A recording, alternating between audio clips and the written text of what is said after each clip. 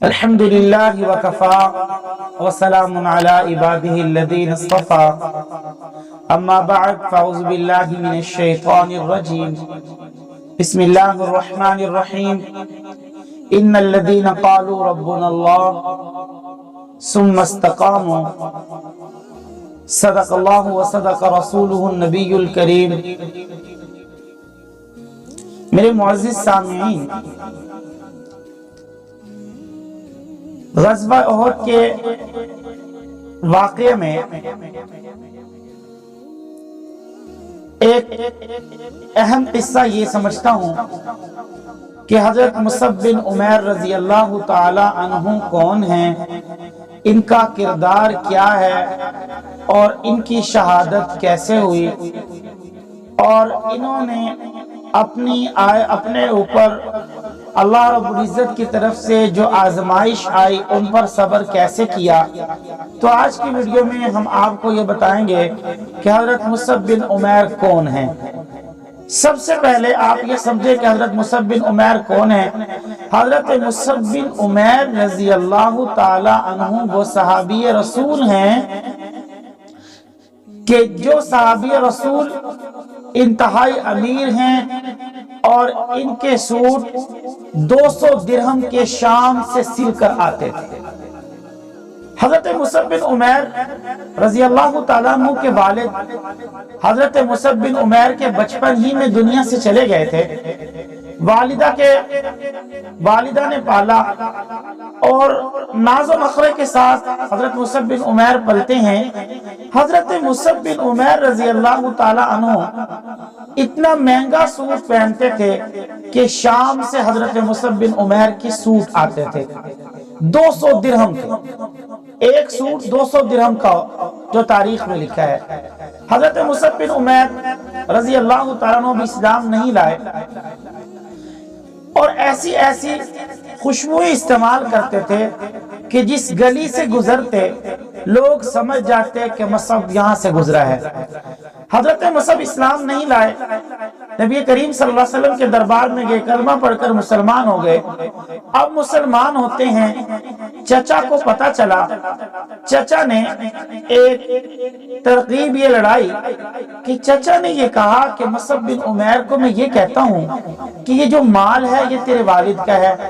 جب یہ مال تیرے والد کا ہے تو مسلمان ہو رہا ہے تو اس مال کو چھوڑ دے۔ حضرت مصعب بن عمیر اسلام کو چھوڑ دیں گے، مال کو نہیں چھوڑیں گے بلکہ اسلام کو چھوڑ دیں گے۔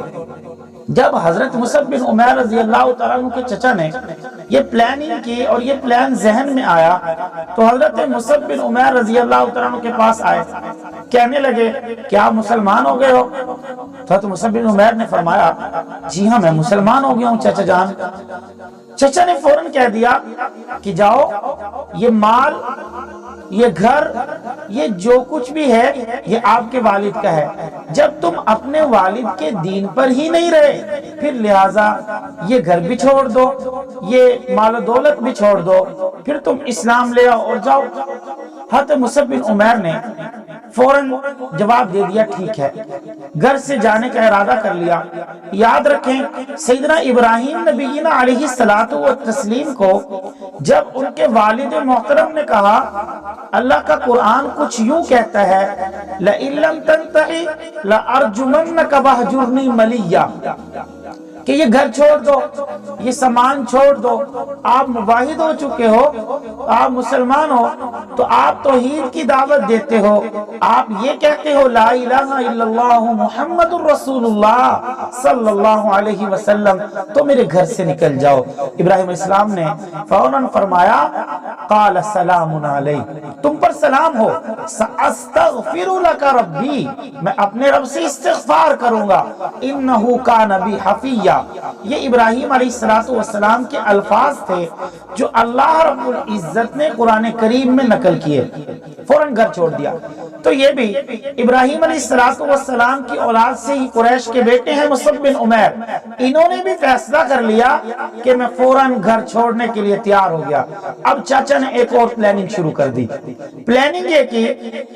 کہ مصعب بن عمیر سے فرمایا، مصعب بن عمیر کو کہنے لگے کہ مصعب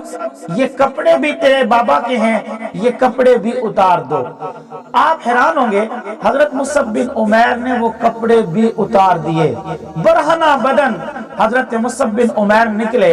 اور کہیں سے پتے باندھے اور رسول اللہ کے دربار میں آ گئے۔ جب رسول اللہ صلی اللہ علیہ وسلم نے وقت گزرتا گیا، رسول اللہ نے اپنے پاس رکھا، وقت گزرتا گیا، حضرت مصعب بن عمیر رضی اللہ تعالیٰ عنہ اب مبلغ اسلام بھی بنتے ہیں۔ اب مبلغ اسلام کیسے بنتے ہیں؟ سامعین محترم،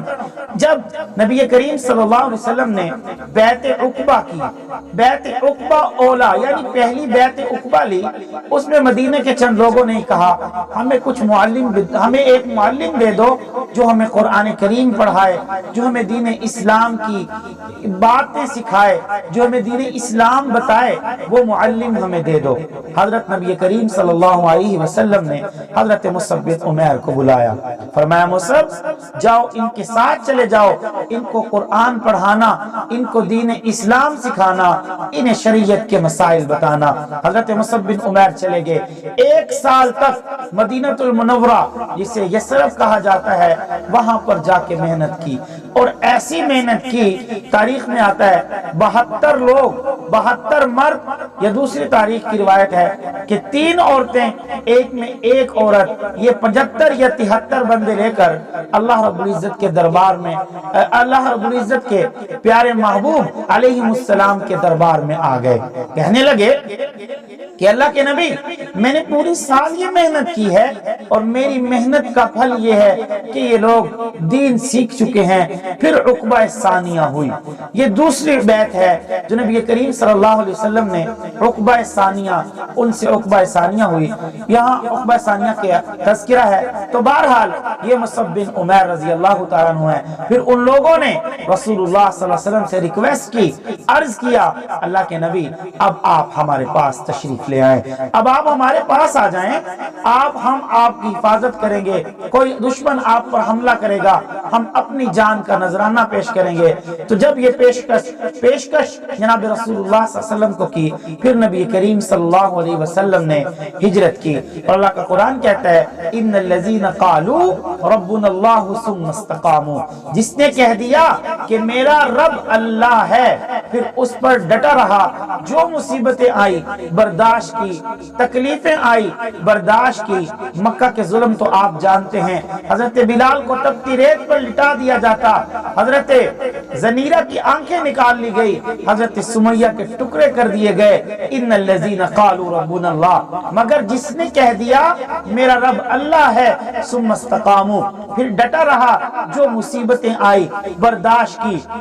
تو نبی کریم صلی اللہ علیہ وسلم نے ہجرت فرمائی، حضرت مصعب بن عمیر رضی اللہ تعالیٰ عنہ بھی مدینہ المنورہ میں مقیم تھے۔ غزوہ احد میں جب لڑنے کے لیے حضرت مصعب بن عمیر گئے، اور ایک بات اور یاد رکھیں،